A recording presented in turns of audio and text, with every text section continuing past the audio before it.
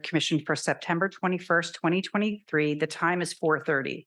I'm Margot Schaub, and I serve as a Library Commission Affairs Analyst. This meeting is being held in person in the main Library Cret Auditorium and virtually on Zoom. Members of the public can observe the meeting using the Zoom system by following the link in the library's event calendar or by calling 1-669-444-9171 and entering the meeting number 848-2529-7556. Public comment will be taken both in person and remotely by video or call-in for each item on the agenda. We will conduct public comment with attendees in the Cret first and then move to Zoom for public comment. Each comment is limited to 3 minutes, unless otherwise noted. To make public comment when connected by phone, please raise your hand by dialing *9 to be added to the remote queue for the agenda item you intend to comment on. Individuals joining by Zoom should click the raise hand button to be added to the queue. Mike Smith with Media Services Operations will moderate Zoom virtual public comment. Mr. Smith will call upon Zoom attendees by name or by caller number for each attendee who wishes to provide public comment. If we experience any technical issues with Zoom, we will recess and try to address the issue. Please try logging back into Zoom if there are technical problems.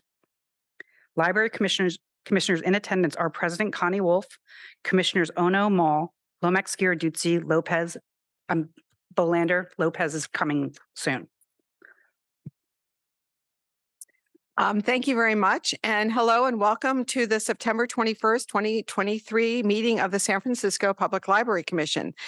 To those of us here in Cret Auditorium, we're delighted to have you here, and we are very pleased to welcome our virtual audience via the Zoom platform.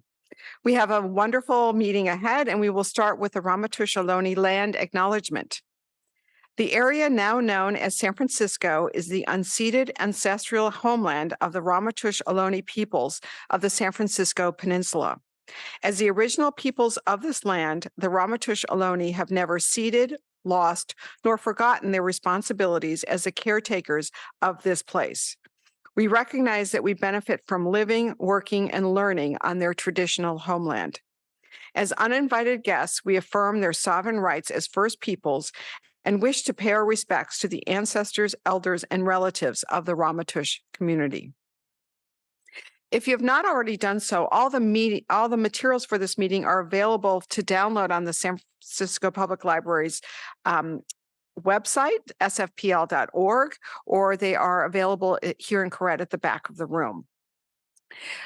Today, we have a total of 5 agenda items, and we will begin with item number 1, which is general public comment. Operations, how many people have joined us via Zoom today? Madam President, this time we have 7 callers in the Zoom. Thank you very much.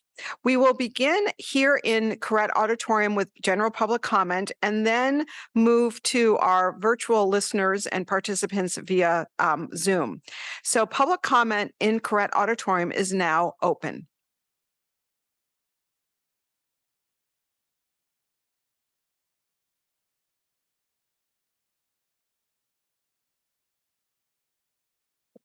Good afternoon. Peter Warfield, Executive Director, Library Users Association, Library Users 2004 at yahoo.com, and P.O. Box 170544, San Francisco, California 94117-0544. I'm glad to see one of the members of the commission wearing a mask, as I am, and I see only 5 members present. I thought that in the past you took rolls so that people would know who's here and who's not.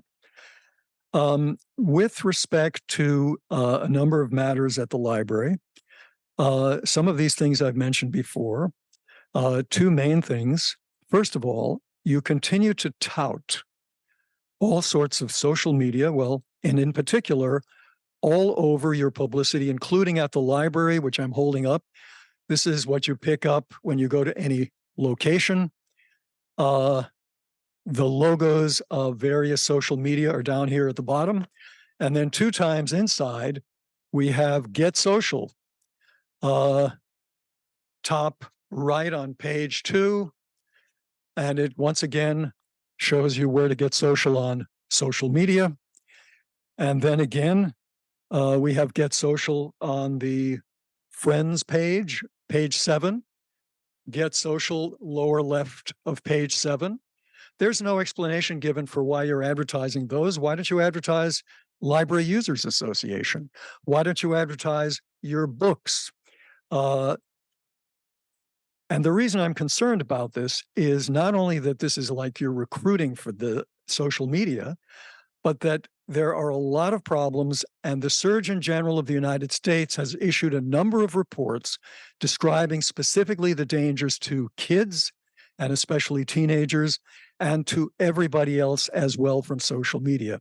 In addition, the internet generally has a lot of problems, including scams, including people giving up their personal information, including people buying stuff. If I were to go around trying to sell stuff at the library, I think you would stop me. It's against the rules.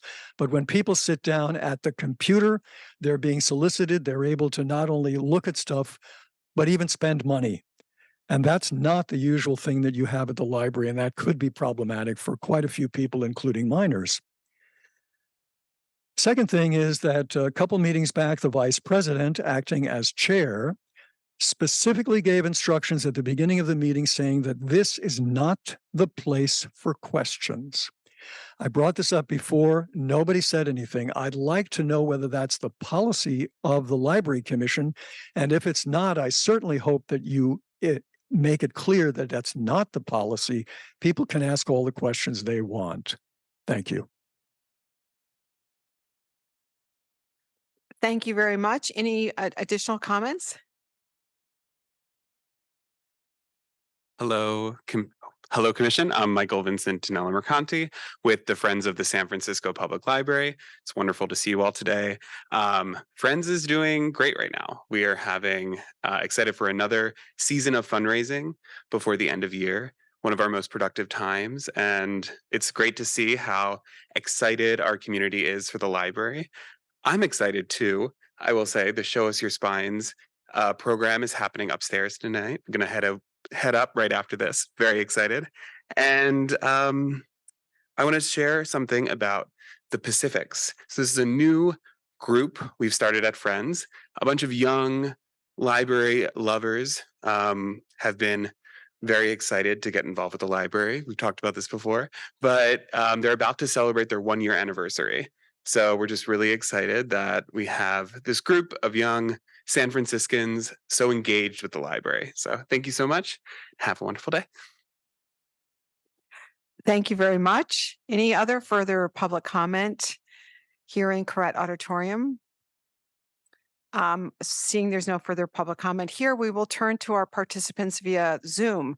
Operations, if there's anyone who's raised their hand, could you please put them through? Thank you. Madam President, at this time, there are no callers with their hands raised. I will pause briefly to allow them to raise their hands if they so wish. Madam President, there are no callers who have raised their hands at this time. Thank you very much. Operations, hearing that there's no further comment, anyone to comment on Zoom, public comment is now closed. Just want to thank our participants for their comments today. Thank you. So we will now turn to item number 2, which is discussion and possible action to approve the August commission meeting minutes. We will open up public comment first before our commission discussion on this item. Once again, we'll begin with public comment here in Correct Auditorium and move to our participants via Zoom. Public comment is now open here in Correct Auditorium.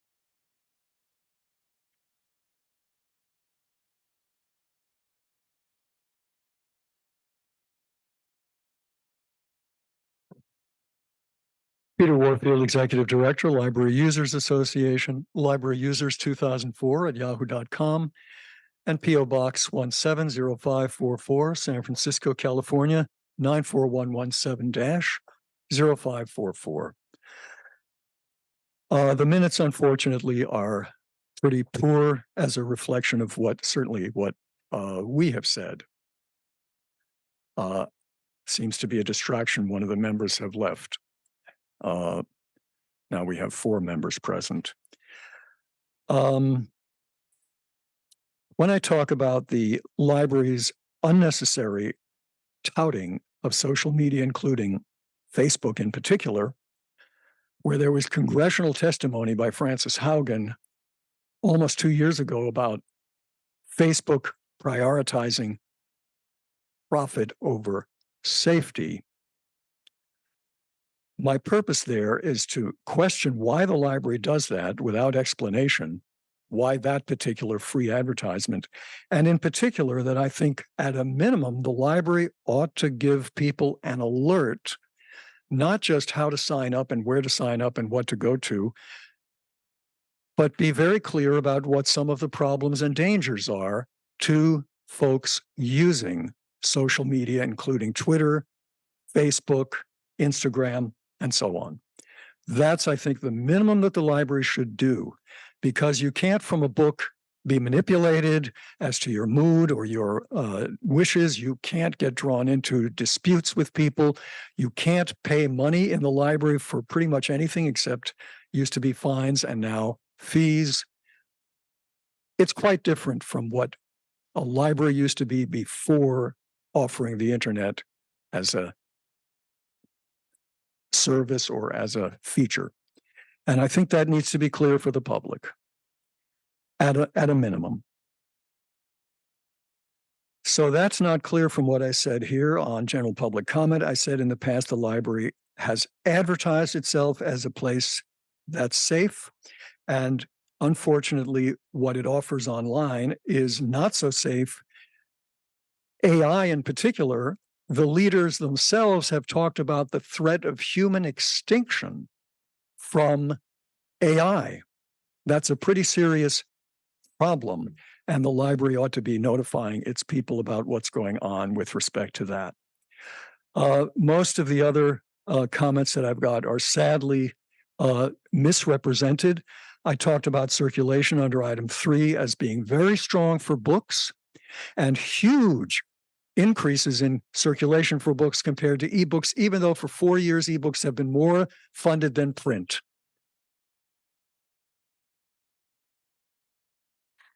Thank you very much for your comments. Any other further comments relating to this item number 2, which is the August Commission meeting minutes here in Correct? Anyone?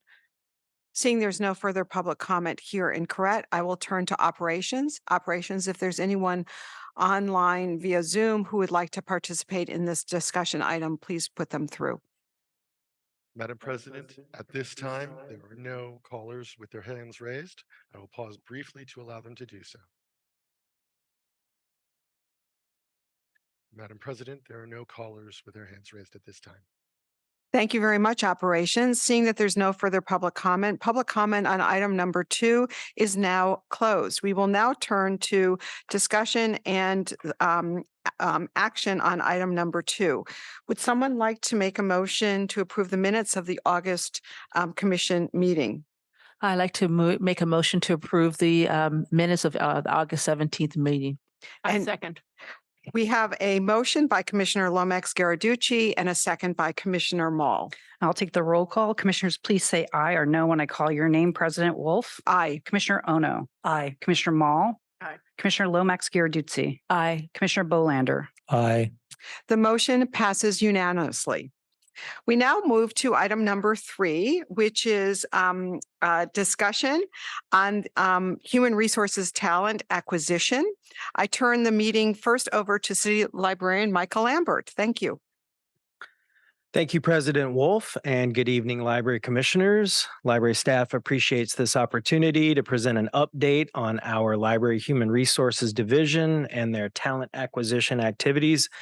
You may recall that we brought you a report in the spring of 2022, and we've made significant progress since that time in filling open positions and restoring hours of operation and library programs and services. So our HR team has been working extremely hard the past couple of years as we've recovered from what was effectively a year-long hiring freeze during the pandemic. So this evening, Lori Regler, our Library Human Resources Director, is here to offer this presentation. Thanks, Michael. Good afternoon, Commissioners. I'm Lori Regler, Director of Human Resources for the library. I appreciate this opportunity to provide an overview of the talent acquisition activities that Library Human Resources performed over the last fiscal year. Here is the agenda for my presentation today. I will provide an overview of the library's workforce, and then more specifically, the HR division. I'll review our talent acquisition hiring activities over the past fiscal year, and I will highlight some of our outreach, recruitment, and continuous improvement work. So we currently have approximately 884 active employees at the library, including part-time and full-time employees. We have 502 full-time employees comprising 57% of our workforce, and 382 part-time employees who represent 43% of our workforce. Just to clarify, these are active employees, so this is not inclusive of any vacancies that we might have.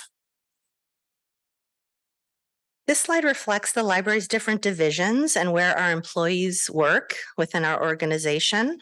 695 or 79% of our workforce are within the library's public services division. The largest public services division is the branch division, followed by the main, collections and technical services, and then community programs and partnerships. 189 employees, or 21% of our workforce, are within support divisions, with the largest support division being facilities, which includes security, custodial, and engineering, followed by IT and administration, which includes HR, finance, the city librarian's office, and research, strategy, and analytics. The numbers of active employees within these divisions are represented here on this slide. All job classifications at the library are covered by a collective bargaining agreement between the city and the individual unions. There are 10 labor unions that cover SFPL employees, each with their own collective bargaining agreement. The vast majority, okay. Yes, yeah, it sure is. We have 10 labor unions that cover our employees, and they all have their own collective bargaining agreement. The vast majority of our workforce is covered by the SEIU Local 1021 agreement. We also have IT, HR, finance, and administrative staff represented by Local 21. MEA covers our management team employees. The stationary engineers who keep our buildings running are represented by Local 39. IATSE represents media production staff, including those who are making this meeting possible today. Local 261 covers our laborers who keep our buildings and grounds in good order. The Consolidated Crafts MOU covers our drivers, represented by Teamsters, Local 853, and they make sure our materials get distributed throughout our system. And also our carpenters, represented by Local 22. IBEW Local 6 represents our electricians, and the TWU Local 250 agreement covers our curators. So if you thought 10 unions was a lot, we have 75 different job classifications represented at the library. Each city employee has their own civil service job class they've been appointed into, which has defined functions and responsibilities related to knowledge, skills, and abilities. So a series of job classifications refers to directly related job classes that vary in their level of scope and responsibility. So as this slide reflects, the majority of our employees, or 77% of them, are within the 3,600 job classification series, which is the library professional and paraprofessional series of classifications. We currently have 424 employees in paraprofessional job classifications and 255 employees in professional job classifications. So paraprofessionals constitute 48% and professional 29% of our active 3,600 employees at the library. And the remaining 23% of our workforce are in a variety of other classifications in various divisions at the library. This slide demonstrates which job classifications fall under paraprofessional and which fall under professional in the 3,600 series. So they're listed here on this slide for you. The main differences between professional and paraprofessional job classifications are that paraprofessional employees shelve books and materials, process library card applications, perform materials maintenance, and answer routine questions. Paraprofessionals are required to have a high school diploma, college work in library studies, an associate's degree, and library work experience may also be required. Professional employees perform reference work and cataloging. They classify and maintain library materials and oversee library programs or a unit at the library. Professionals are required to have an advanced degree, including a master's of library information studies and library work experience for higher professional job classifications. There's a lot more to what these employees do. The information I just provided is from the city's job specifications. There's a job specification for each job classification. Okay, shifting here. This slide provides an overview of the various activities that Library Human Resources performs. Before I review that, I just want to talk about the city's Department of Human Resources, or DHR, which is the city's central HR entity. They issue policies, rules, processes, guidance that we all must follow in the city. All city departments are required to follow DHR's guidance. Library HR partners with DHR in a variety of ways on talent acquisition activities. When the library wants to fill positions, we need to submit a request to fill the DHR. And DHR approves positions to be filled. And if they don't approve the position, we're not able to fill it. Another critical activity that DHR performs for us is that they administer examinations for our 3600 series. I just talked about how 3600 job classifications, 77% of our workforce. So they administer our exams for those positions. The exam scores are then used to establish eligible lists for us at the library to use to fill our positions. So every 9 months, DHR establishes an eligible list for the 3602 library page class, every 6 months for the 3630 librarian 1, and once per year for other 3600 positions.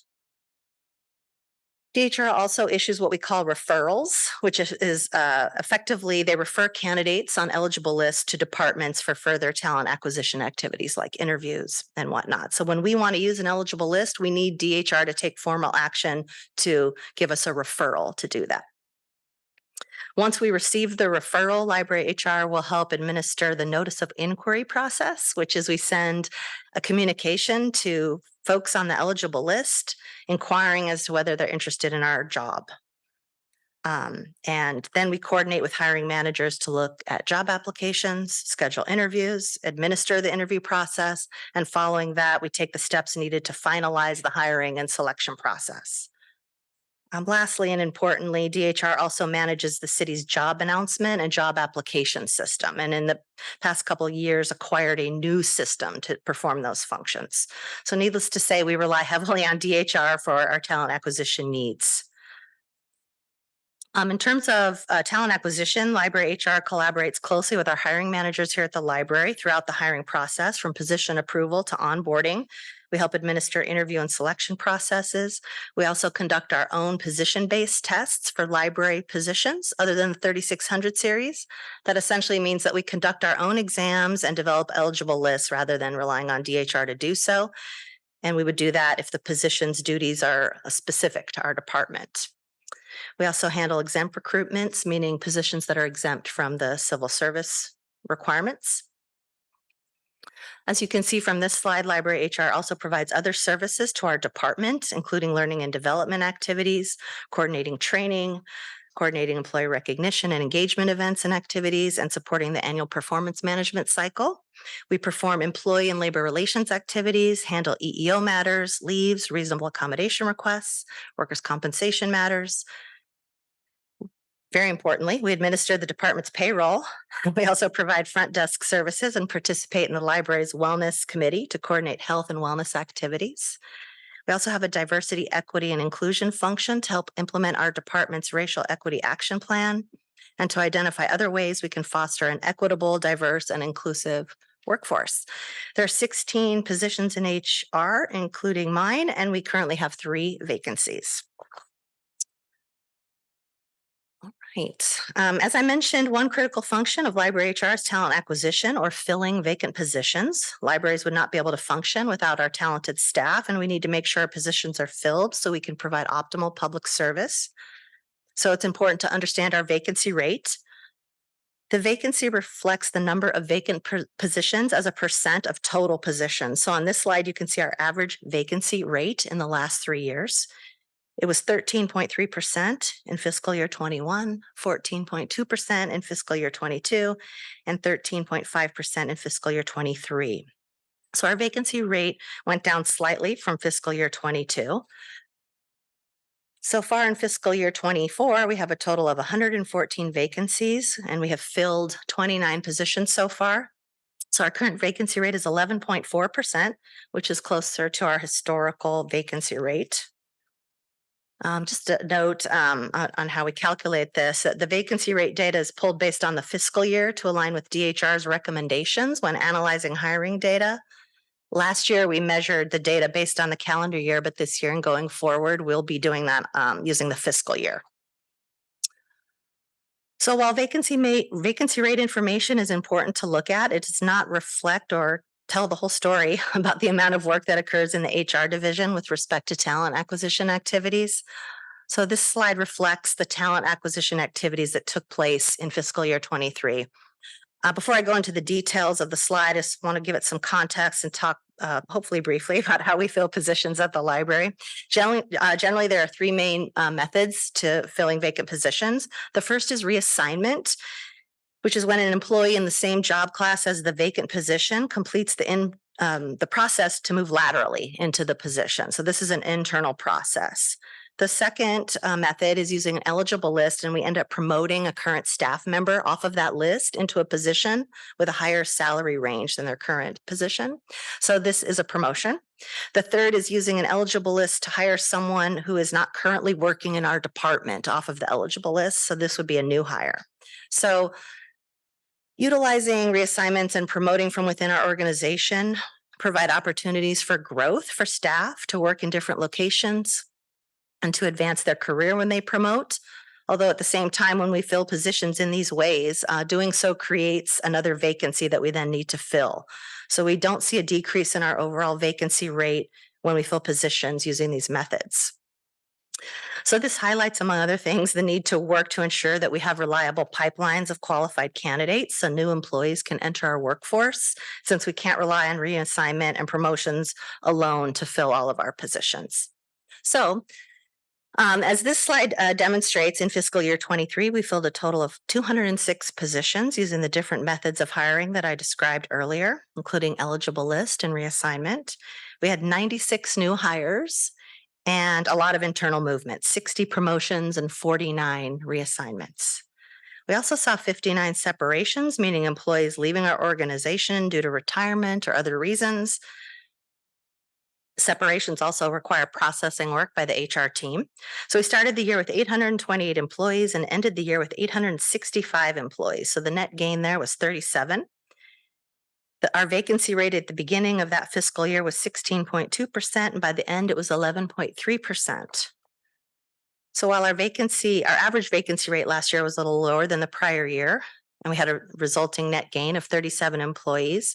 Those numbers might not seem like a lot, but they reflect a great deal of work by the HR team. So when we talk about filling positions, it's important to know how long it takes to fill our positions so we can make sure we're being as efficient as possible with our recruitment efforts and processes. So we measure our average time to hire from the date the position received internal library approval to fill to the date the final offer was accepted if we used the eligible list. If we are filling through reassignment, that end date would be the start work date for the employee who's reassigned. So that's how we measure time to hire. This graph shows our average time to hire for all positions over the past 3 fiscal years. So as the graph indicates, it took an average of 201 days to fill positions in fiscal year 21, 170 days in fiscal year 22, and 215 days in fiscal year 23. The graph on the right compares the average time to hire using the different methods of hiring that I talked about earlier, reassignment, and using the eligible list. We also included exempt appointments, since that's the third most common way of filling a position. You can see from this graph that when we fill positions through reassignment, which I explained earlier is an internal process, we're able to move more quickly in filling the position. And when we fill using an eligible list, it takes longer.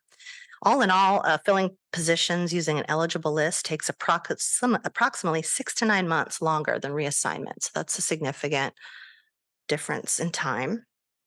When comparing our time to hire data year over year, the average time to hire last fiscal year went up a little bit from the prior year. In looking at the data, we believe there are a few reasons for that. First, there was an increase in the total number of positions we filled last fiscal year. The sheer volume of that work and a vacancy on the HR team contributed to our average time to hire being higher. The uptick in time to hire may be due to finally filling several longstanding vacancies, that they were bilingual vacancies and had been vacant for years, even before the pandemic. And because of the hiring freeze, a lot of hiring timelines throughout the city, including in our department, were pushed back for many positions, and we faced additional wait time receiving eligible lists from the Department of Human Resources. And finally, and I found this to be the most interesting, we filled more positions using eligible lists last year than in previous years. For example, in fiscal year 22, we used an eligible list to fill positions 58% of the time, where in fiscal year 23, we used an eligible list 75% of the time. So as I mentioned earlier, it takes longer to fill positions using the eligible list. So this could be a contributing factor to why our time to hire took a little longer. And as always, we'll continue to monitor our time to hire throughout the year to identify areas where we can streamline and speed things up. This slide just drills down a little bit more from the previous slide. This is our average time to hire for our 3600 series, or 77% of our workforce. It shows the comparison between the average time to hire 3600 series positions through reassignment versus an eligible list, as shown here. And as I've mentioned several times already, and might mention a few more times, we're able to move more quickly when we fill through reassignment than the eligible list. And this graph demonstrates that. Similarly, not to be a broken record, here's the average time to hire for 3602 library pages and 3630 librarian ones. These two job classes are our two most frequent recruitments, and the time to hire for these positions most impacts our overall average time to hire. And maybe for the last time, I'll say we move more quickly when we fill positions through reassignment. Okay. One key component of talent acquisition is recruitment. As part of our outreach and diversity recruitment efforts, we're focusing on various outlets to attract more applicants and also more diverse applicants to our job. We do recruitment in a variety of ways. We share job announcements internally to all SFPL staff. We use SFPL's social media platforms.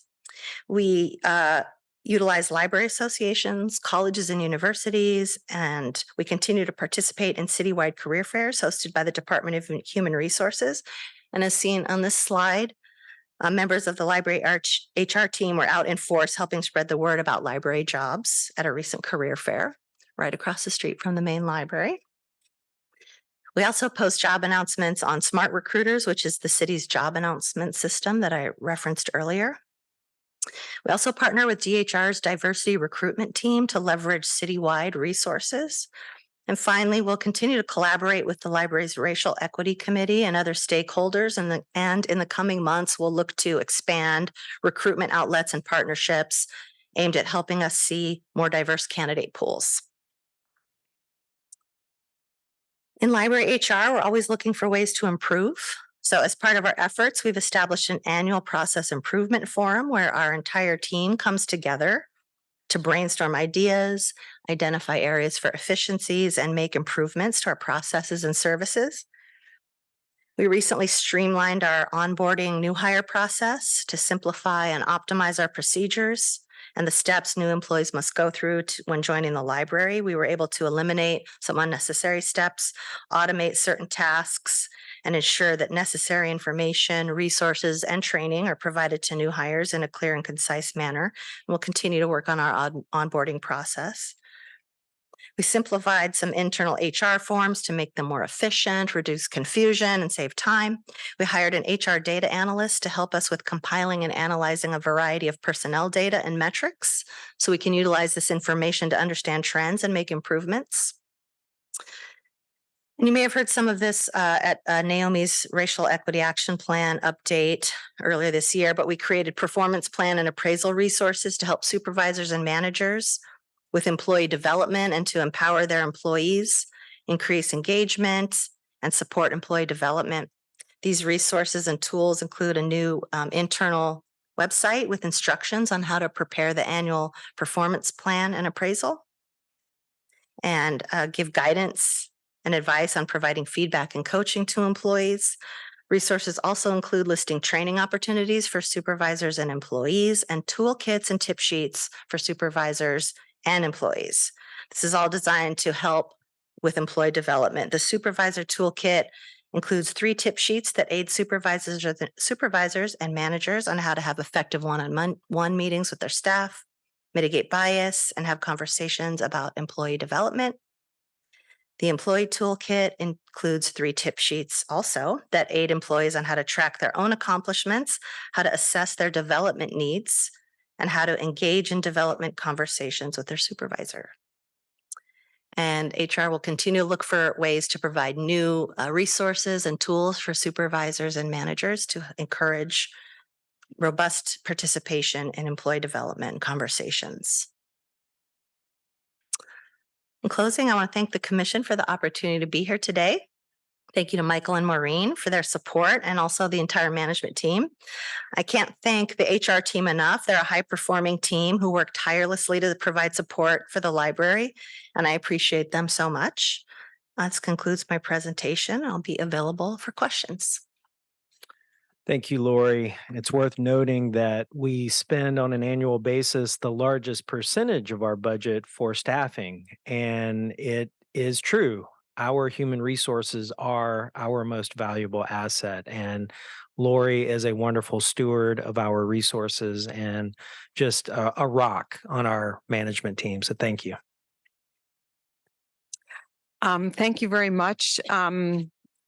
Lori, that was just fantastic. And just the analytics have so much material for us to digest and is quite insightful. And we're really looking forward to a more robust conversation, but we're going to begin with public comment. So we'll begin with public comment here in Corrett Auditorium and then move to participants listening via the Zoom platform. So public comment is now open here in Corrett Auditorium.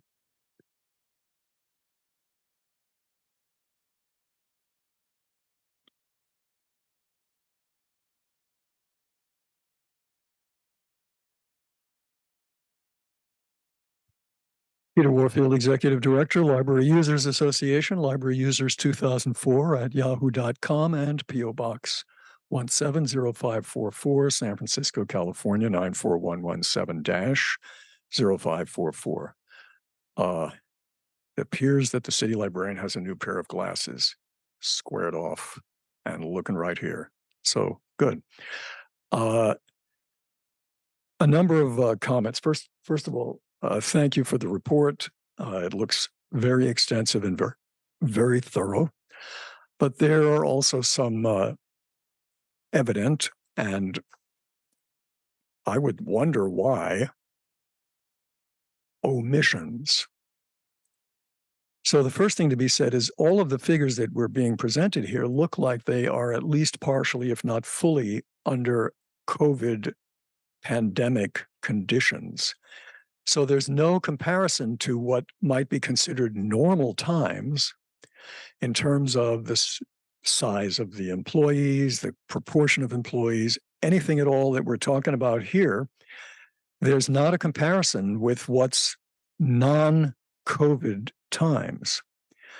Nonetheless, there seems to be a fairly high vacancy rate according to what we're showing here within it looks like there are vacancies numbering about 15% of the existing number of employees, 884. But that still is not what we had prior. And as I recall, we had close to or about 1,000 employees previously. And that makes a big difference, I think, particularly when problematically I see empty desks during open hours at the library. And we've also anecdotally heard about a lot of lost employees during COVID. And I understand there might be reasons, but we haven't talked about the reasons nor about the long time for hiring and so on and so forth. So where are the pre-COVID stats? Why do we have such a high vacancy rate, and how much less do we have now than pre-COVID?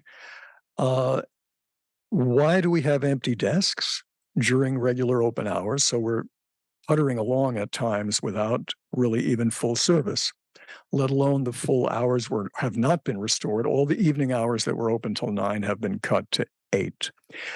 I'd be very interested, and I hope you ask, what the difference is between reassignment and eligibility list employment, what the definitions are, what the differences are, what the reasons are. And finally, I don't see a performance against certain equity goals. On the last page, I see that there's efforts being done to study, but don't see statistics about equity. Thank you. Thank you for your public comment. Any further public comment here in Correct Auditorium? Seeing that there's no further public comment here, we will turn to our participants via the Zoom platform. Operations, if there anyone who wishes to make a comment, could you please put them through? Madam President, I have one commenter in the queue. I will put them through now. Caller Denise, your 3 minutes begin now. Hello? Can you hear me? We can hear you. Thank you. No, I just wanted to ask the human resource person about efforts to reach out to the older workforce and people with disabilities. That was my question. Thank you.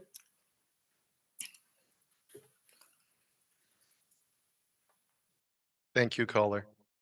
Madam President, there are no additional commenters in the queue at this time. Thank you very much, Operations. Seeing that there's no additional comments either here in Correct or in on the Zoom platform, public comment is now closed, and we will now open this up to discussion and questions with the commissioners. So Lori, you might want to come up. Just want to thank you again. I think the presentation was really beautifully, not only you presented it well, but it was visually really compelling and very accessible. So just want to acknowledge your team and the whole library's team's efforts for making it such a comprehensible report and so data driven. So Thank you. I now open it up to comments and I'll turn to Commissioner Bolander. Thank you so much. Yes, excellent presentation. And as you know, I love data. So anything with graphs is pretty pictures because I'm not kind of dense that way. I need pictures, just like most management. I have a question about the exits. Mhm.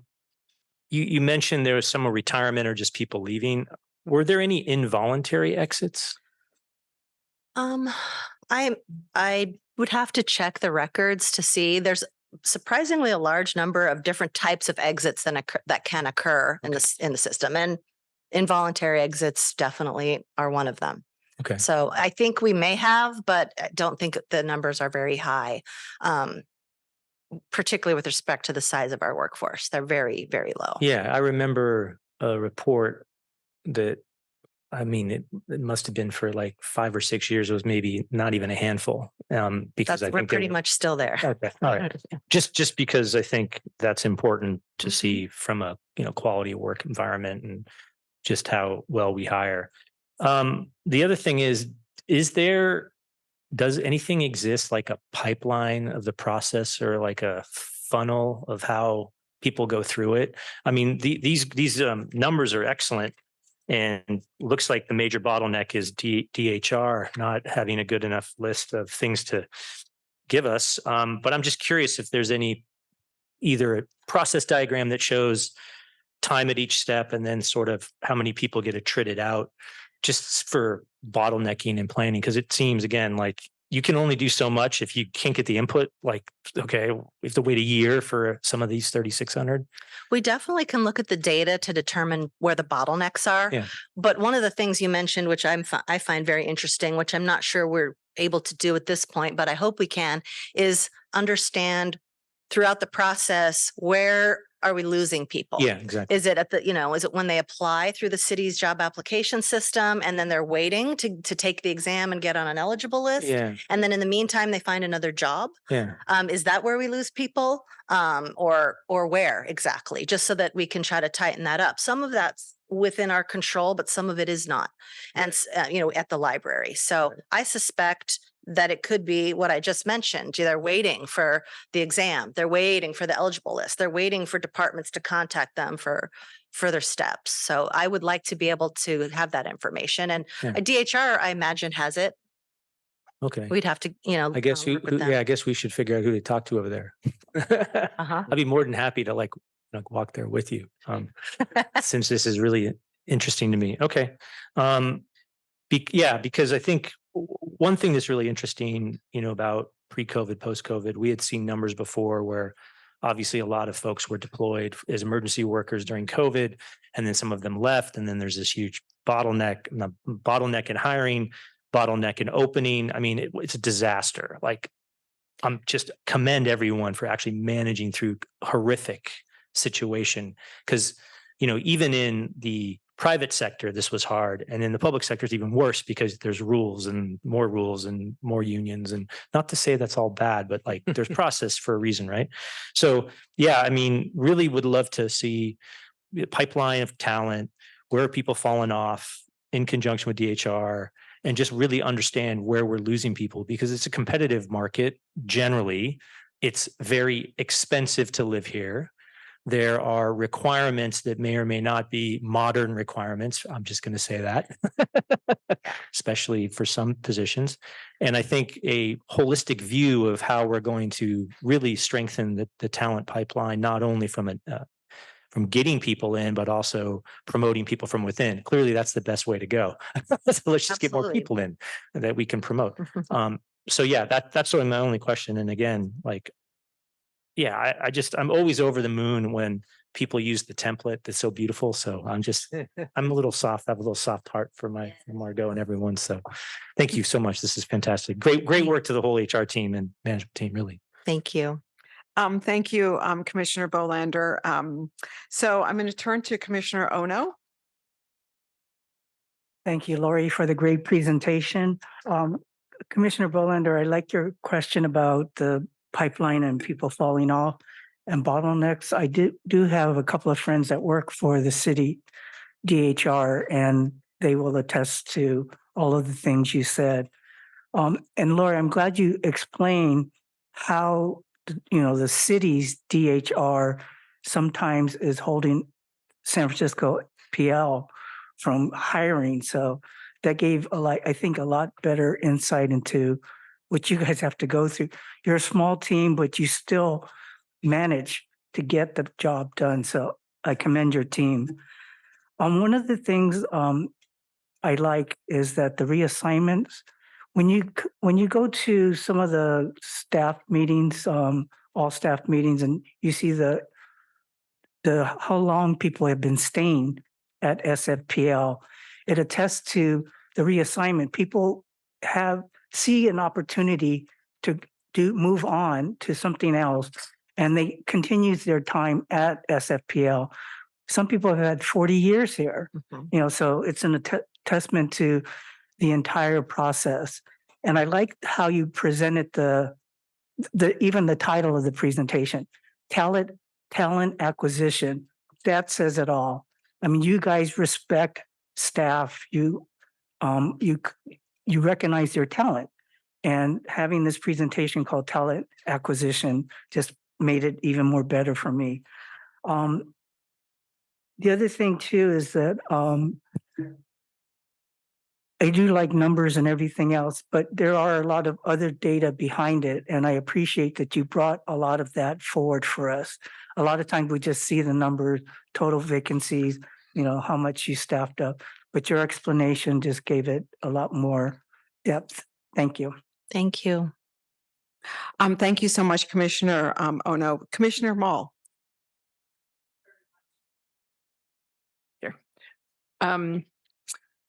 I don't know how you do it. I don't know how you manage all that you're managing with a short staff. there seems like there are so many balls in the air and so many challenges. When you have a reassignment, does that have to go through the city, or can it be done just internally?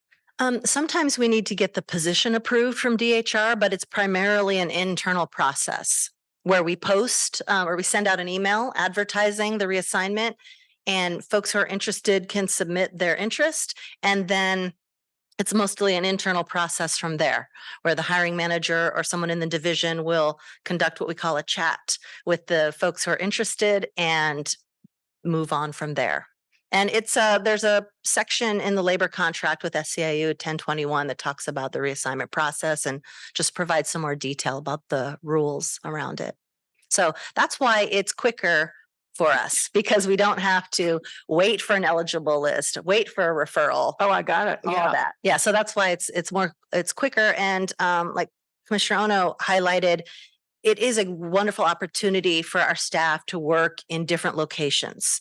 And I think that's one of the many reasons why our staff stay here for so long, because they can have diverse experiences working in different locations throughout the city. So the reassignments are typically a lateral move. Typically, someone can reassign from, say, a part-time into a full-time position. So it's lateral in terms of they're in the same job class, but they may have more hours by virtue of being a full-time employee. But we don't consider a promotion because their underlying base wage does not increase. When it does increase, that's what we'd characterize as a promotion. And are the promotions done on an internal basis the same way with the chat? No, they are not. The promotions, we must use an eligible list to promote. So we use an eligible list to promote our internal staff who are on the list. We also use an eligible list to bring in new people to our organization who maybe are not already working for us. And that's when we have to have the job posted, an exam conducted by DHR, an eligible list developed and issued, a referral issued to us so we can use the eligible list. Then we have to canvass or send an inquiry out to the employees or the eligibles on the list to see if they're interested. Okay, I'm getting a headache. Then we have to do an interview process. It's very time consuming. Okay, but my question, my question is, isn't that a new hire, not a promotion? I mean, it could be either. I think, well, we in HR land, we think of a new hire as someone new to our organization. And an internal promotion is someone who's maybe new to their job class that they're now in, but they're not new to our organization. Right. But the time it takes to hire either a promotion or a new hire is probably the same, because we're using an eligible list in both scenarios. Okay, so SFPL can't be the only organization in the city that operates so inefficiently with their hiring practices. I think a lot of departments in the city have the same challenges, and DHR has, they're supporting all departments in the city. And so they have a heavy workload also.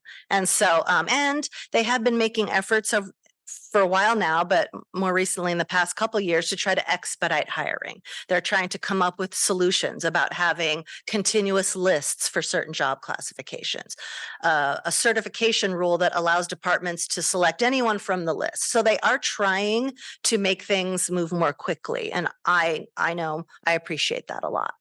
So could you, sorry, asking so many questions, but this seems so arcane to me.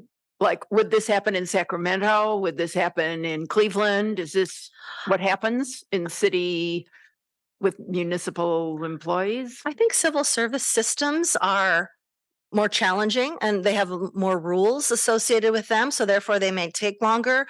Smaller cities or smaller organizations may have an easier time just because they're smaller and they can be more nimble. The city, I'm not a sailor, but it's like they're moving a huge tanker. They're not just moving a sailboat. So it takes a lot to move the ship in this city.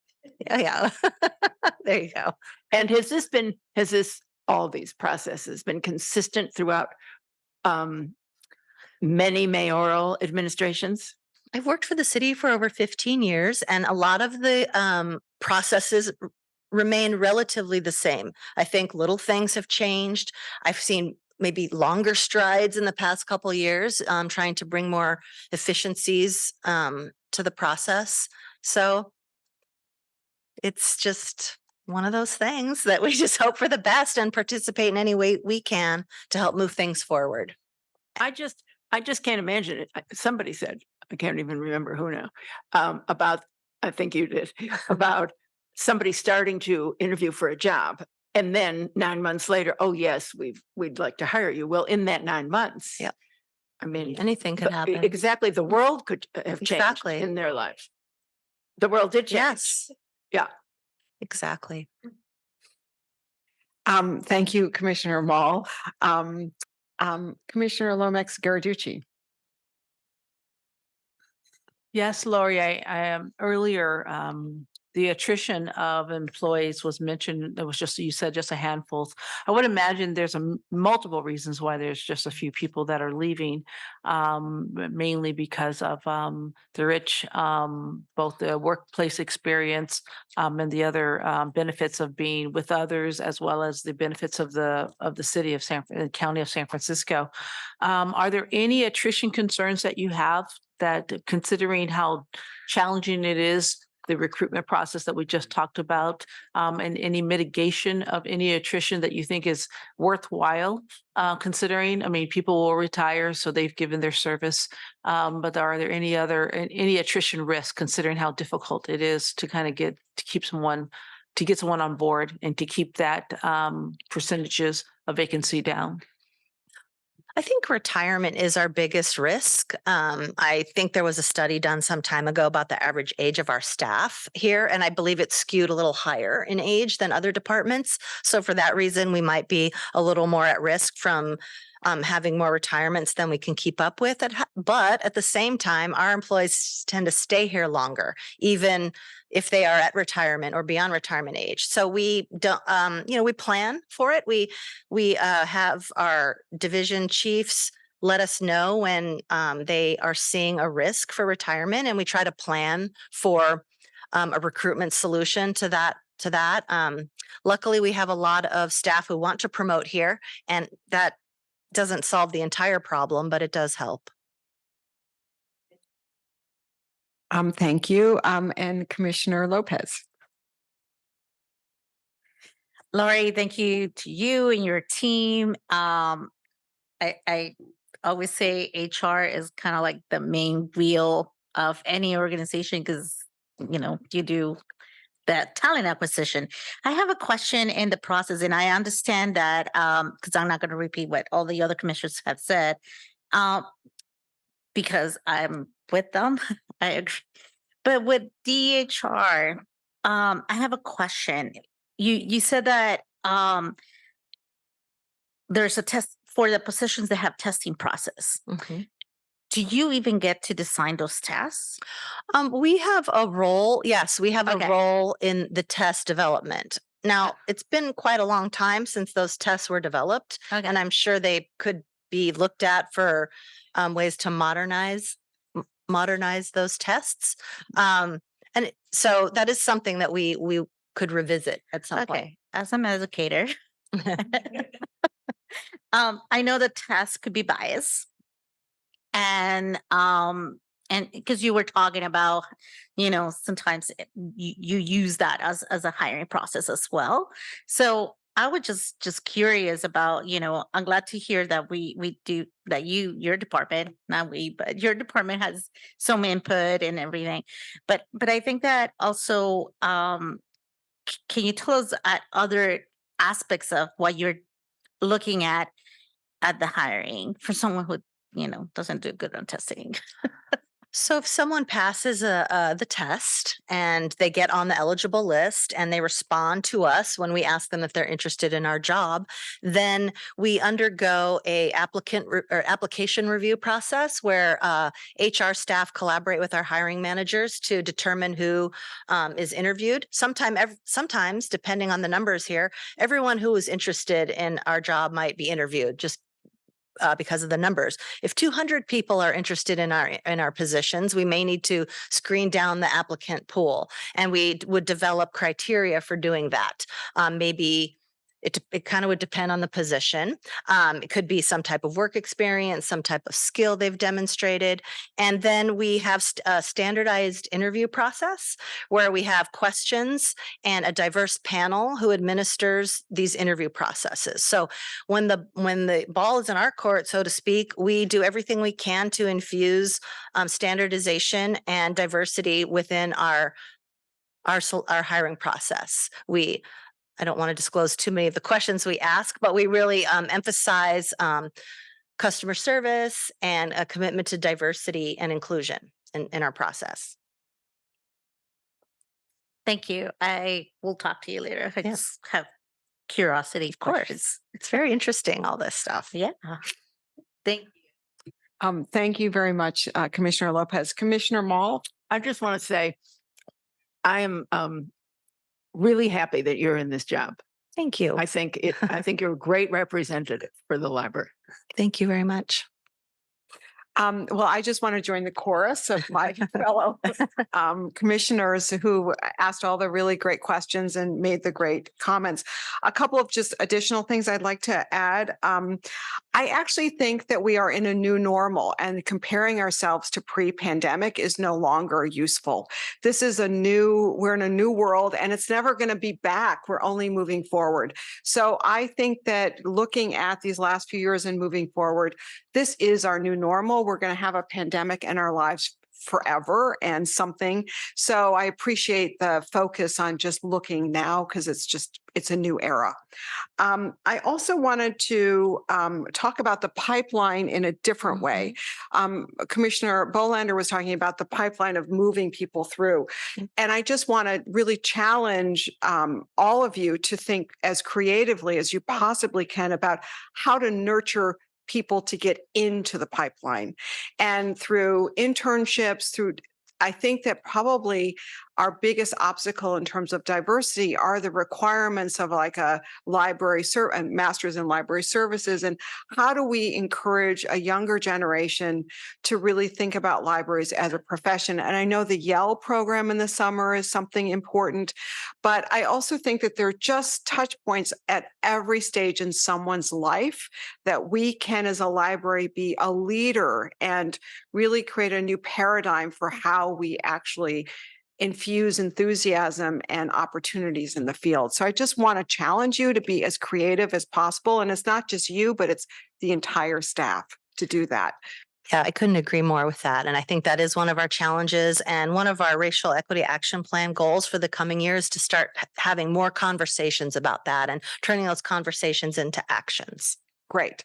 And then just finally, I know we all have said this, but you are a rock star, just as Michael started. And every time we hear about a new program and things that staff are doing here, it would not happen without you and your team making sure the staff remain engaged, connected, and employed. So thank you so much on behalf of all of us. Thank you. Thank you, everybody. So now we will turn to item number 4. Which is the city librarian's report. So I turn it back to the city librarian. Thank you, President Wolf. We have a number of presentations this evening, and I'm pleased to introduce our first presenter. Michelle Jeffers is our Chief of Community Programs and Partnerships, and she's going to tell us all about a fun Junior Giants Festival this past weekend.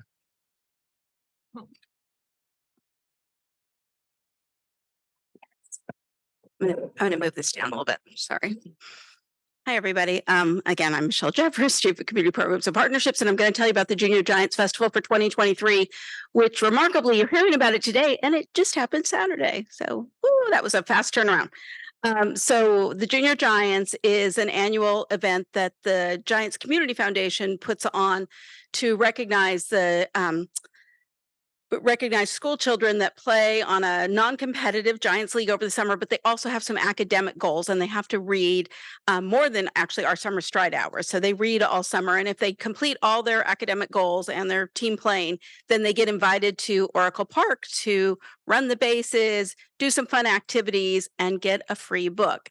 And we've been out there every year since 2005. 2015, sorry, 2015. So almost 10 years now. We have moved from, we used to be over by the Stretch statue, by the Willie McCovey Gate, and we've moved all the way upstairs. So we keep moving up in the world with the Junior Giants. And this year we were also kind of the main giveaway thing they've had. They've had other corporate partners in the past, but really the library is really a solid partner. And so we were the main giveaway for the event. This Saturday, we gave away more than 5,000 books to Junior Giants players.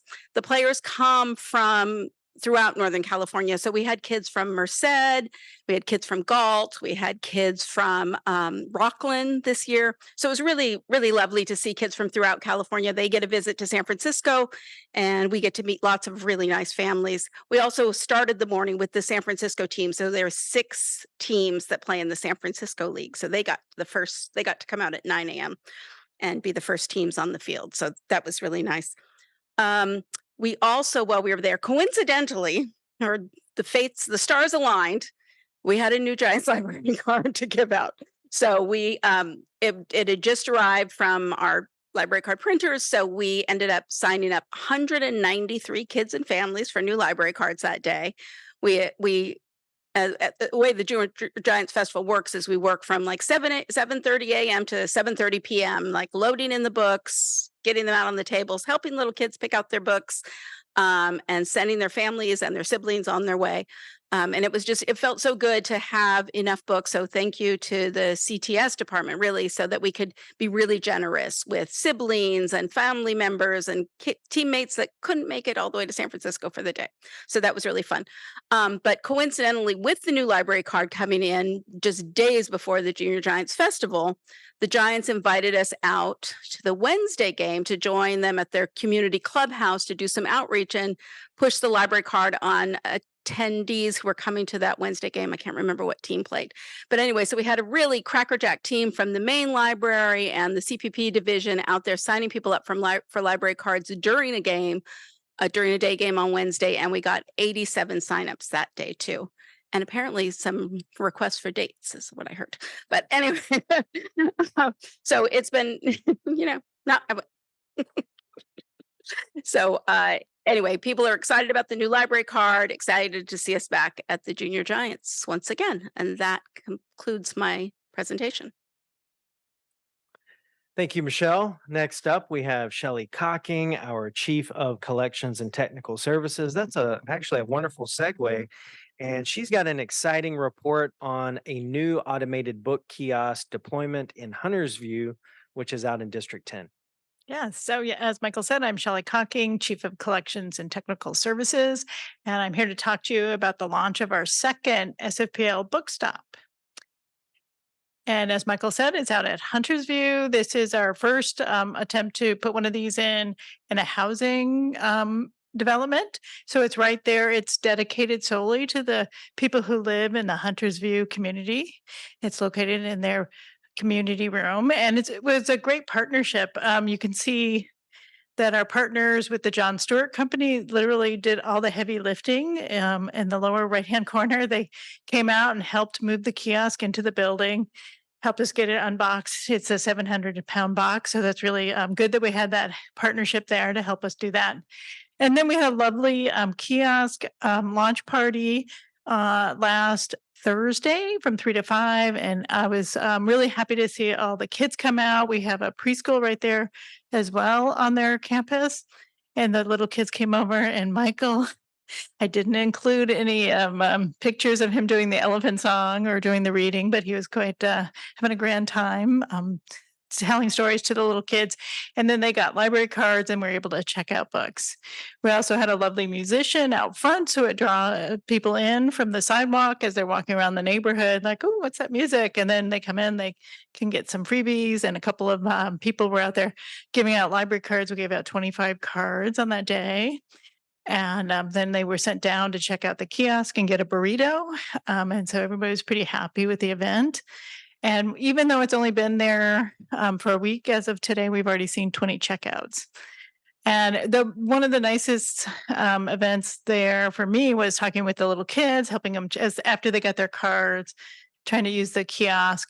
And one of them said, like, oh, I have this homework assignment now. I have to read 20 minutes a night for school. So can I come down here anytime and get books? It's like, yes, you can. And for them, it means a lot because it's kind of remote and it would be kind of a schlep to go down and get the books from the branch. So having it right there for her to easily get was really great. And I have a list of people we have to thank to do this because this is really a whole village. Everybody in the library and at Hunter's View gets involved in this.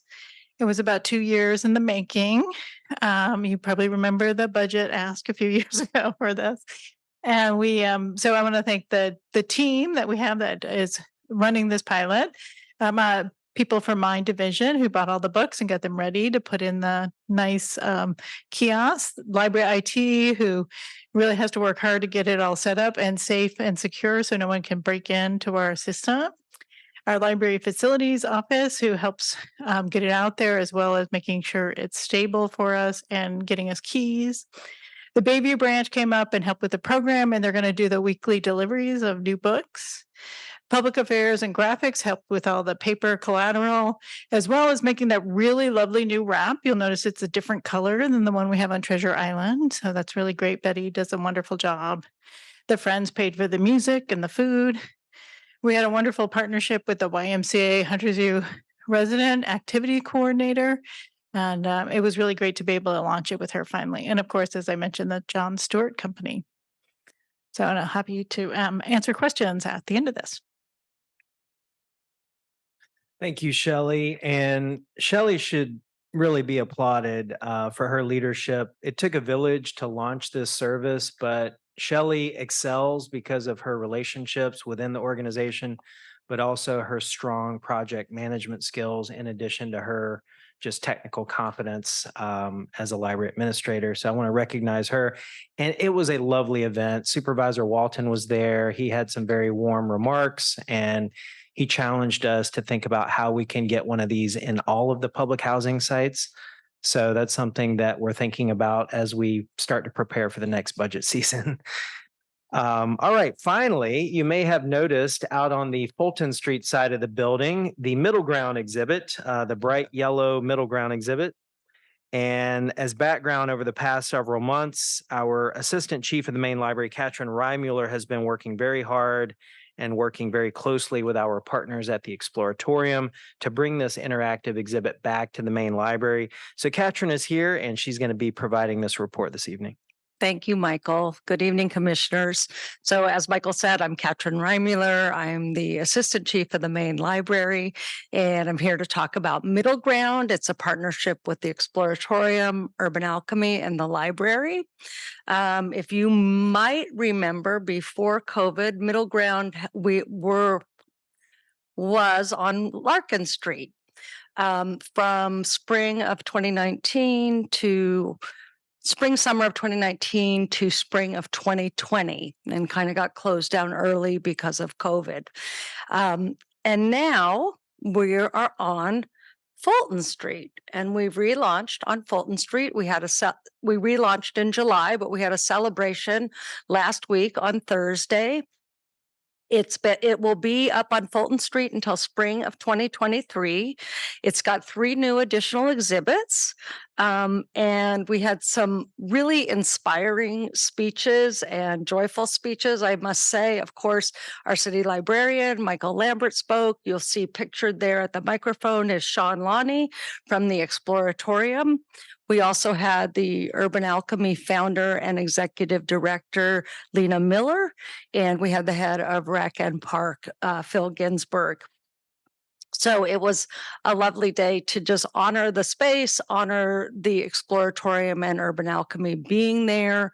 And I want to introduce to you Xin-Yi Chen, who is a senior researcher at the Exploratorium and a principal investigator for Middle Ground, and she's going to talk about the science and the funding and things like that behind the exhibit. Hello, commissioners. I am Xing Yiqian from the Exploratorium. So, Middle Ground exhibition is funded by National Science Foundation with the goal of engaging visitors with social science concepts to create insight and self-reflection about social phenomena such as biases, stereotyping, and social connections. And the library, because of the incredibly diverse audience it serves, make it a perfect location for Middle Ground exhibition. Here, visitors have the unique opportunity to experience those social science, social psychological concepts firsthand. So ultimately, the goal with Middle Ground is to try to foster compassion, empathy, and social connection through social science exhibition, as well as creating an inclusive environment where people from all walks of life can have an opportunity to engage and to learn from science to interact with one another. So as Katrin mentioned, during we had our 2019 installation, and during that time, we, the Exploratorium research team, has interviewed a bunch of visitors to Middle Ground exhibition about their experience and their learning at Middle Ground, and we found a wide array of positive outcomes. So of all the 200 something visitors we interviewed, all of them mentioned they had a positive experience at Middle Ground and they feel welcome in the space. And when we asked them about what made it a positive experience for them, many of them mentioned about that Middle Ground was intellectually engaging and the design with the bright color, the yellow, as you can see from the photo, the interactive exhibit and the seating we provided make it this very welcoming, inviting space. And also some of the visitors also commented about the social nature of the experience, especially the interaction they had with our urban alchemy facilitators. And more importantly, we found compelling evidence about how Middle Ground was successful at achieving social connections. 86% of our visitors mentioned that they had experienced feelings of respect. 84% mentioned that they had feelings, emotions about connection, and 80% mentioned that they have feelings of compassion for people they were different from them during their time at Middle Ground. So these emotions respect, connection, and compassion, they are so vital, especially in the moment of societal crisis, because they are the key factors. They will be able to allow us to build unity and to transform urban spaces into convivial community hubs. So based upon these results, we have identified 3 pillars about how we can successfully create engaging outdoor learning experiences. And those pillars are content that is relevant and meaningful to the community and to the context, facilitation that is helpful in terms of personalizing the content as well as creating a social experience. And finally, positive placemaking that is achieved by bringing in more engaging uses as well as bringing more stewardship to care for a safe, clean, welcoming space. So our 2023 relaunch is based upon this learning model we have found back in 2019, and we have tried to incorporate some of the learning and lessons we have gleaned from our initial installation back in 2019. Next page. Thank you. So our model also shows that placemaking and inquiry is actually synergistic together. So on the one hand, learning is most accessible and most relevant and meaningful if we bring the learning environment, learning experience to outdoor spaces and meet people where they are. However, we also found that outdoor spaces, sometimes they are not ideal or conducive of learning because they lack the comfort, the psychological and physical comforts to engage people. So it takes some space making to try to slow people down, to spark their interest, and to set a tone and set the norms that curiosity, social connection, exploration are all welcome or expected in the space. And we also found that space making cannot occur in isolation. It requires active and engaging activities and someone to really care for creating and maintaining a safe space in order to achieve successful placemaking. And at Middle Ground, we have noticed a lot of success when combining placemaking and inquiry together. So for example, I've witnessed this, that a lot of our on-house guests, they sometimes come to our one of our exhibits called Pay for Cafe to get a cup of free coffee already paid forward by other field visitors just to experience someone's generosity. And then they sit down in a nearby sitting and then just enjoy their cup of coffee.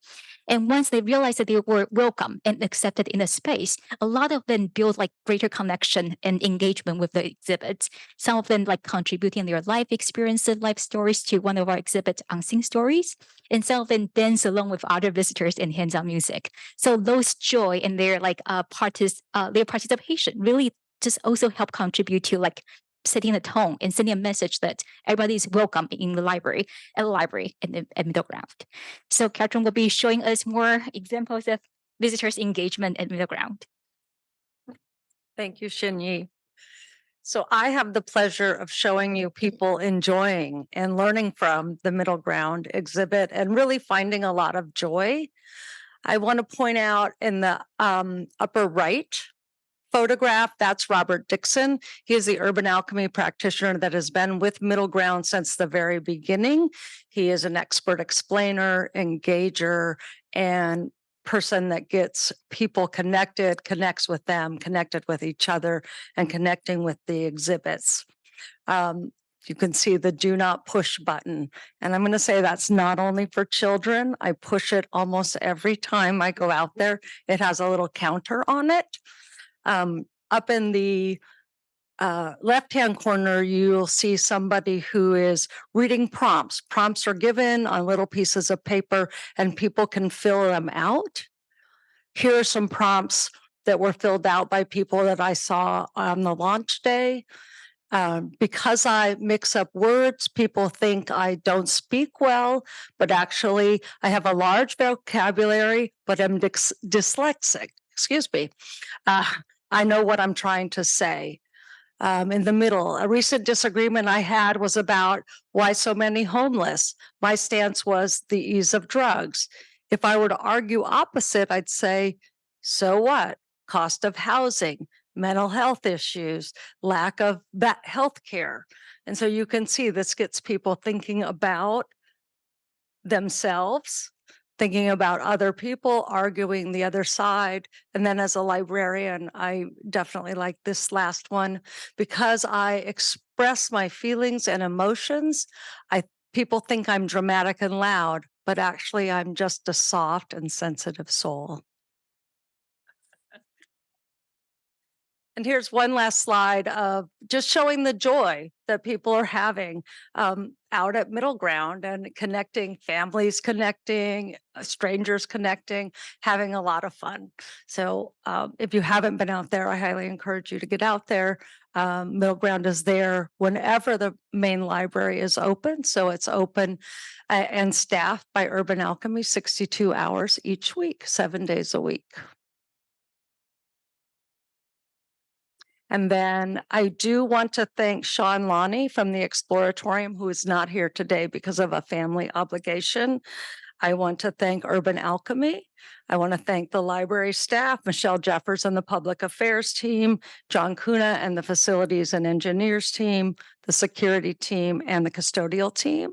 And I'd like to announce that Middle Ground has been selected by the Public Library Association for us to provide a presentation on Science Museum Public Library partnerships in the spring. Thank you.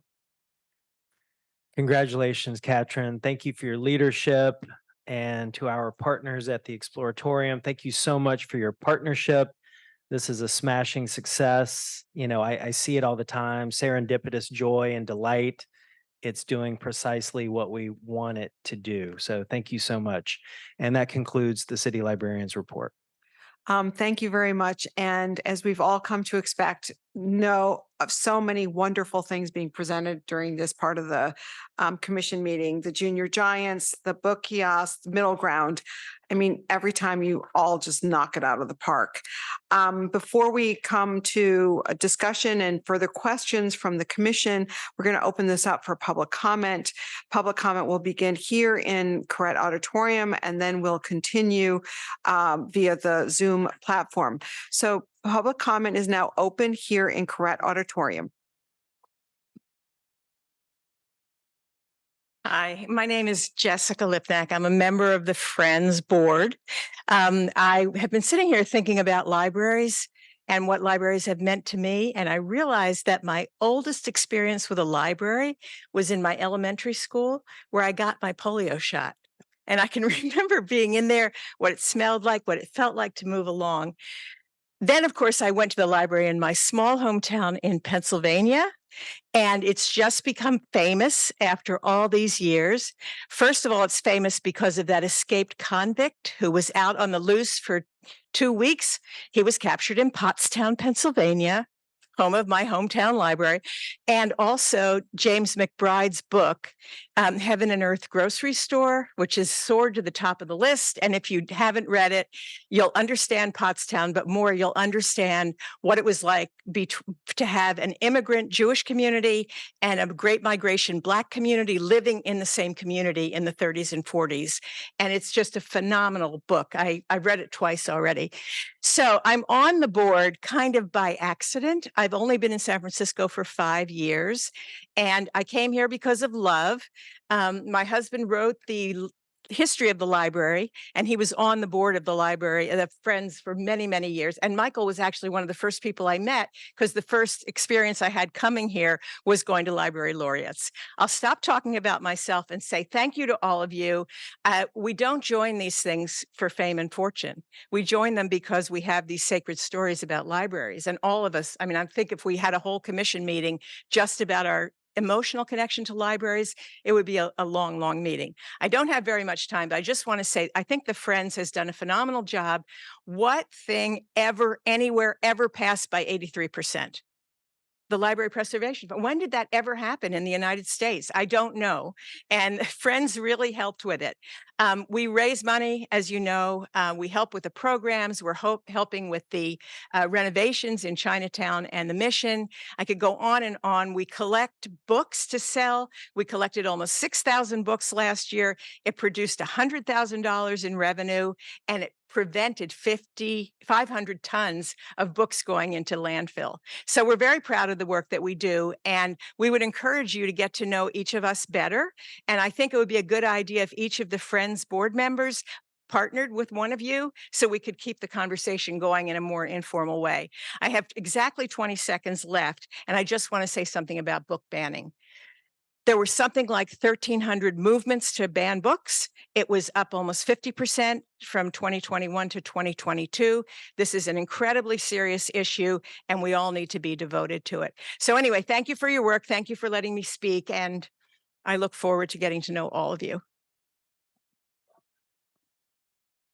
Thank you very, very much for joining the Friends Board and for coming today to offer your perspectives. Greatly appreciated. That was wonderful. I can't beat that. Good evening, Commissioners, Michael. My name is Nellie. I am Nellie Sapinski. I am a San Francisco resident, avid San Francisco Public Library card user, and I am also a nonprofit leader here in San Francisco, working and supporting youth, families, primarily in the Mission and Excelsior districts. I am also a Friends Library board member. And I am here today to, like, many of you, share my love for why I'm on the board. I grew up in a public library. My first reading experiences were public library. Book exchanges were in the public library. I don't know what I would have done without public library. So being on the board is such a privilege, to be the voice, a representative, an advocate for not only the community here in San Francisco, but the kids and the families that I work with on a daily basis. I also too want to thank you all for your dedication, because it's not easy being, doing your job. It's not easy to volunteer our time, but we do this because we know we will leave our place, our community in a better place, rather. I want to share some of the wonderful areas where Friends and library have used private funds for, creating beautiful spaces like the ones we just heard about today. The Book Nook, the Paletero, Bookmobile. I mean, these are all wonderful programs that our communities use across the city providing this equitable access to books and resources. That I'm always looking for places and things for our kids and families to go to receive the services that they otherwise would not have access to. So this accessibility across the city is so critical. I want to share just one accomplishment that we did last year amongst so many that is really true and dear to my heart, is that the board and the organization established a Friends Innovation Fund to target free library resources to the most vulnerable San Franciscans here in our city that will continue to live on. And not only will our kids be able to access it, but they will be learning. It will forever be carried with them, and hopefully they will come back and become commissioners and members of the board to support our community even more so. Thank you so much. Thank you very much. Any further public comment?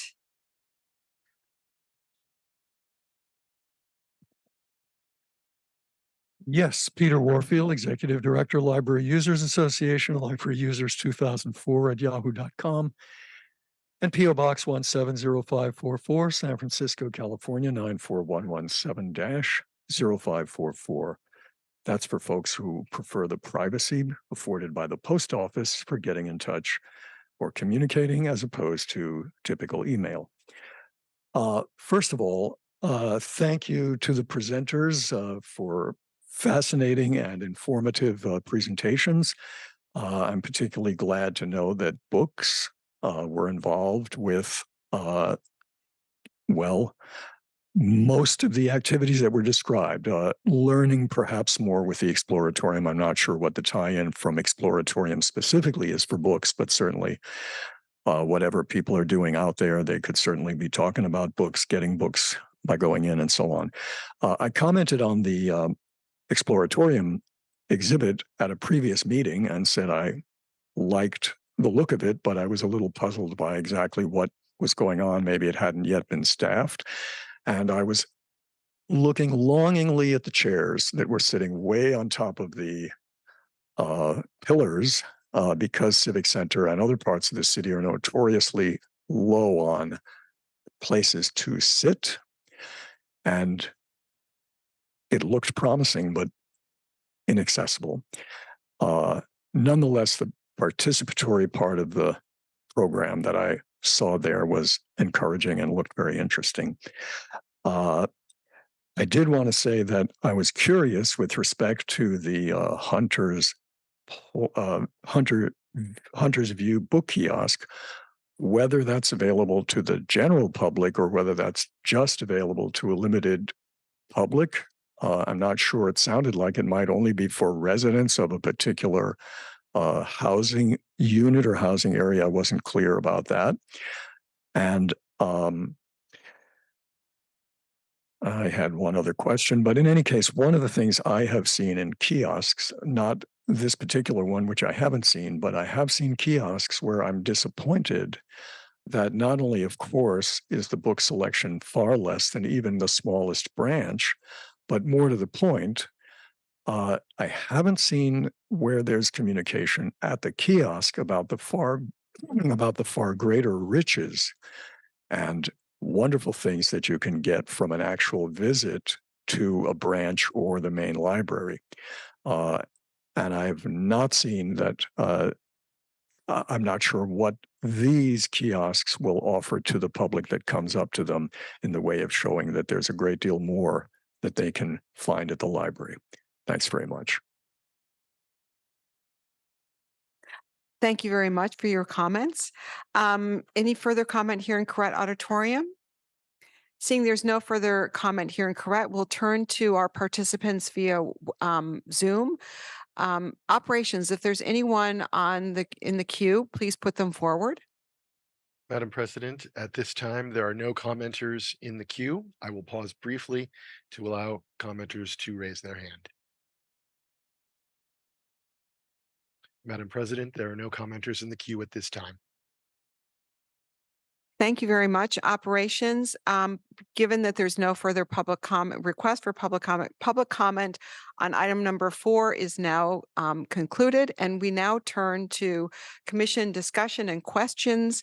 And I just want to encourage Michelle, Shelley, and Katrin to be available for any questions from commissioners. So if anyone would like to make public comment or ask questions, go ahead.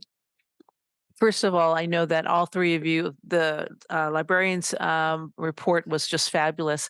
I want to do a special shout out to Michelle for the ways in which the Junior Giants reached such a large geographic area of Northern California. The cities that you mentioned, i.e. the cities of Merced and Galt, are areas in which students have significant disparities and they do not have library resources that are anywhere close to the richness of the SFPL. So by having an event like that that draws all those kids from the Central Valley into, that just tells you the breadth and the depth of our impact, not only to the residents of San Francisco, but to communities and counties throughout Northern California that do not have the public investment. So I just want to thank you for making that happen. Thank you very much, Commissioner Lomax-Garatucci. That was a really wonderful comment and observation. Commissioner Mall. It's an excellent point that you made. And on that subject, are the people not residents allowed to get a library card? They are welcome to get a San Francisco Public Library card because they can continue to dial into the richness of our digital collections, our online resources, the e-learning platforms. They just have to be a resident of the state of California. So that is something relatively unique to our state. We have reciprocity across county lines. And can they check out books? They can. If they checked out a physical book, they would just need to return it. So they would have to figure that out. That is really fantastic. And Michelle, how did you choose which books to bring to them? Why?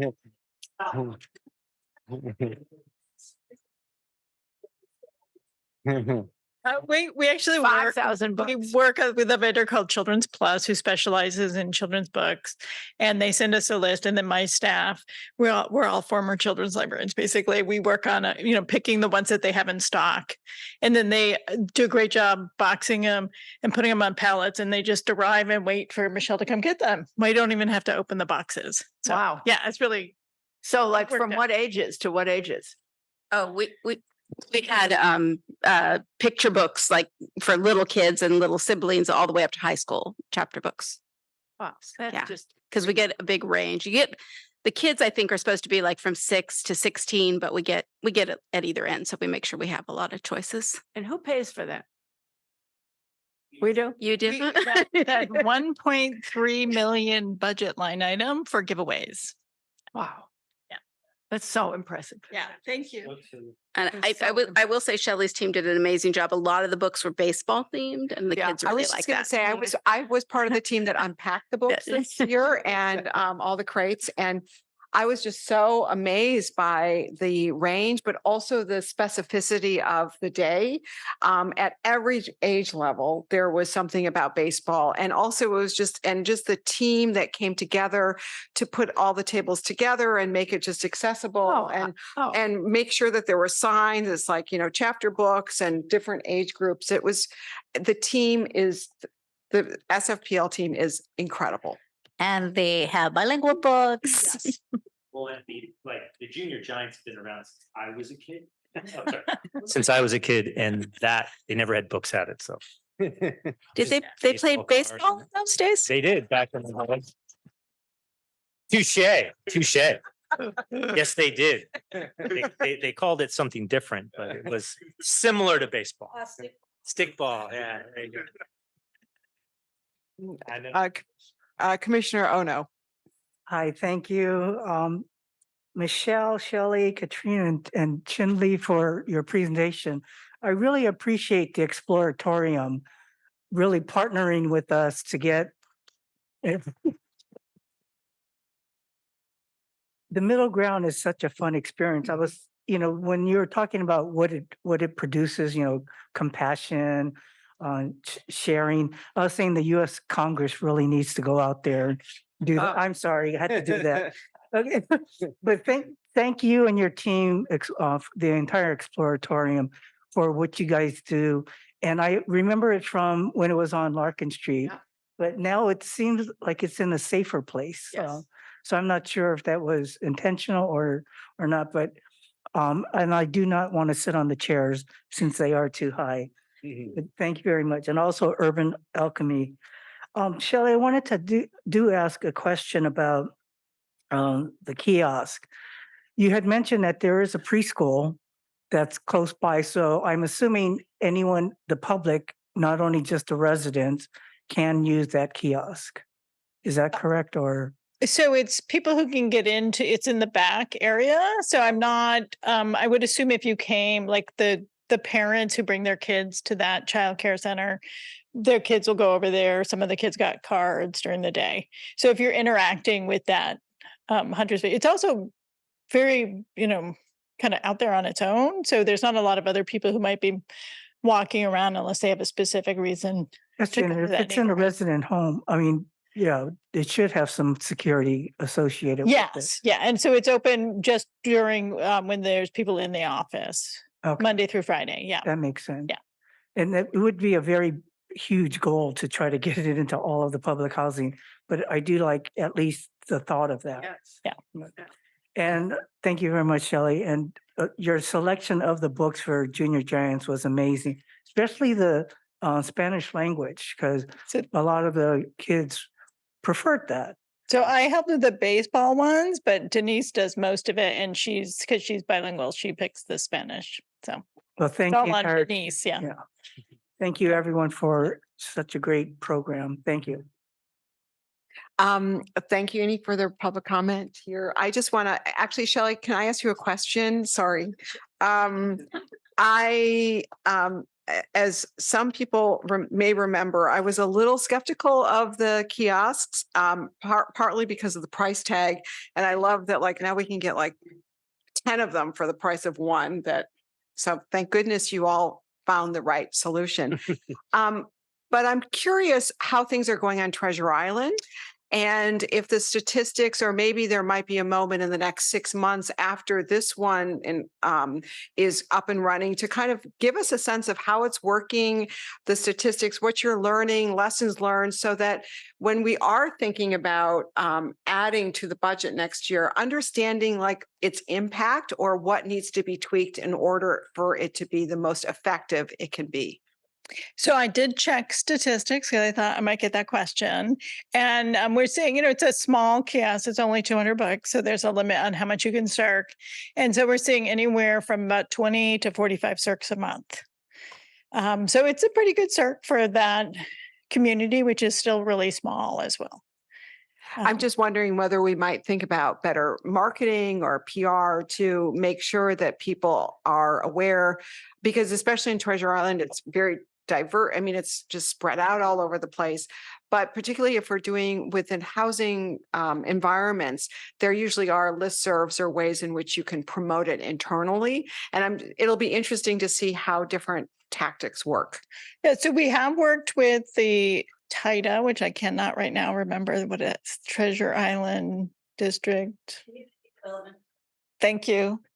And they've emailed people out. And I was also, I don't know if any of you have ever gone to the Treasure Island Flea Market before they moved it away.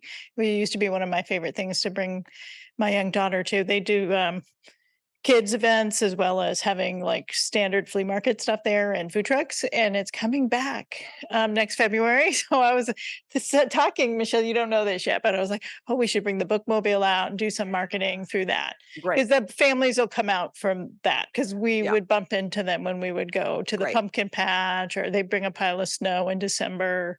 They always have some really family friendly event. During the Yes. Yeah, I just feel like these are really great resources, but they're often kind of tucked away. So how to make sure people know that they are a resource for them. Right. And I also feel with the island, we have to kind of wait till the construction settles down, because part of it is like even just trying to make your way to the grocery store. I'm sure they all go there and it's right there in the front. So if you shop there, you'll see it. But it's not easy to get around the island. So when things kind of settle down, and I heard on the news that the house for the veterans, the low income housing for them just opened the new housing. So that's a new space that people from the old housing will be moving over to. So it's all kind of coming together finally. So in a couple of years, it should be pretty smooth, and maybe we'll have more kiosks. Yeah, that's great. I thank you very much. Sure. Yeah. So anyway, I just want to, it's always a pleasure to be invited to volunteer for events. And I just want to encourage the commissioners to, if you can go, I mean, the Junior Giants is really a fantastic feel good event. And one of the other things I loved about the event is that there were all these staff members who volunteered to work that day. They get paid, so it's not like they're volunteering their time, but they didn't know each other. And so it was really community building for the staff. And I thought that was a really fantastic element of the day. So I just want to once again thank our presenters, thank the Exploratorium for their great partnership and bringing a kind of new way of engagement to the library. And fantastic. Thank you. We now move on to yes, please. And I just want to say that the partnership with the Exploratorium is amazing because, not many people can afford going to the Exploratorium or know about it. And this is an incentive, a way to be exposed to what they can do. Of course, if they come to the library and get one of those passes, they could go to the Exploratorium free, but many times, they don't know. But so I want to thank you for that. I have not seen it yet. But now I'm intrigued. So, and I wouldn't mind climbing those chairs, but I probably wouldn't since I just, but thank you, because you're doing research with an intention and with a benefit to the community and to people. So I will go and buy a cup of coffee. And then Michelle, I'm sorry I missed the Giants. That was my favorite thing last year. But I know from the faces and people talking about it and the parents and the fact that it's not just the kids playing baseball, but also their siblings. They get so excited. And I always appreciate the quality of the books, and especially I'm an advocate for bilingual education. So that is amazing. I plan to be there next year. So thank you. And then about the kiosks, I know that, it took me a while to remember what I wanted to say. What oftentimes people don't realize is that parents access that oftentimes parents are working a lot of hours, and they, between picking up their kids to the child center, going to the library, doing groceries and taking care of all of that. It is not, like, yes, libraries are available, and they're accessible, but it's the time and the challenges that many of the families, especially, single parents, working immigrants. So those kiosks and those specific strategic areas, are very beneficial. Is an exposure, is access, is equity. So thank you all for the great job. Great. Thank you so much for making those comments, Commissioner Lopez, and to everybody for their comments today. We're now going to turn to item number 5, which is adjournment. And before we have commission discussion and action on this item, we open it up to public comment here in Correct. And then we will ask for public comment via the Zoom platform. Public comment is now open here in Correct.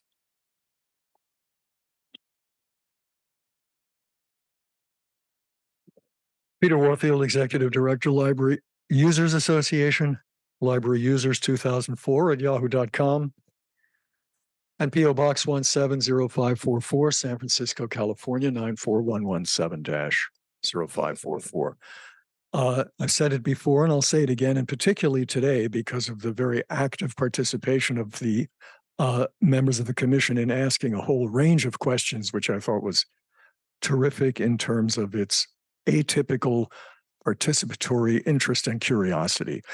I've said it before and I'll say it again. I think you should not adjourn until you insist that future agendas have within them, and typically at the end, as you've done before and many other bodies do it now, an item for you to suggest future agenda items that you would like to see on the library's agenda.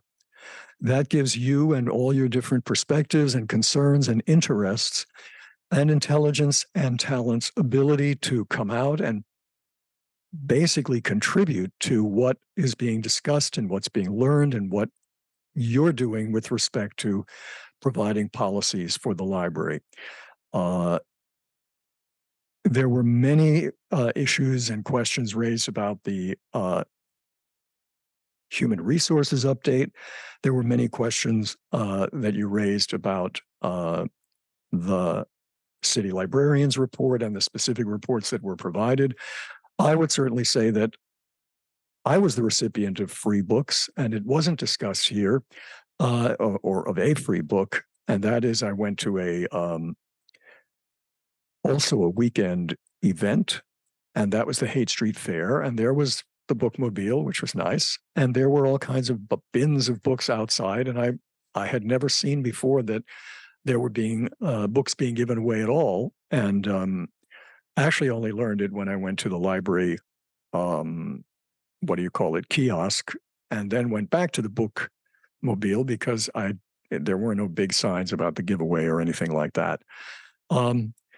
So I'd certainly be interested in, as some of you were, about what's with the giveaways, where are they happening, and especially since there's a $1.3 million budget item, as Shelley mentioned, I certainly think it would be interesting to know generally what's going on with respect to those sorts of outreach, as well as the kiosks and all those other things that the library is doing that's basically new.